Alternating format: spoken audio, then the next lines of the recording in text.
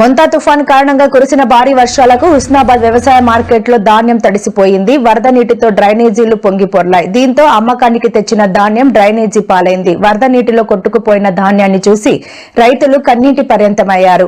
డ్రైనేజీలో నుంచి ధాన్యాన్ని ఎత్తిపోస్తూ ఓ మహిళా రైతు గుండెలు బాదుకోవడం చూపురుల కన్నీళ్లు పెట్టిస్తుంది. 6 గాలం శ్రమించి పండించిన పంట డ్రైనేజీ పాలైందని మహిళా రైతు ఆవేదన చెందుతూ ప్రభుత్వం ఆదుకోవాలని వేడుకుంటోంది. మార్కెట్ ను పరిశీలించేందుకు వచ్చిన కలెక్టర్ కాళ్లు మొక్కుతూ న్యాయం చేయాలని వేడుకుంది.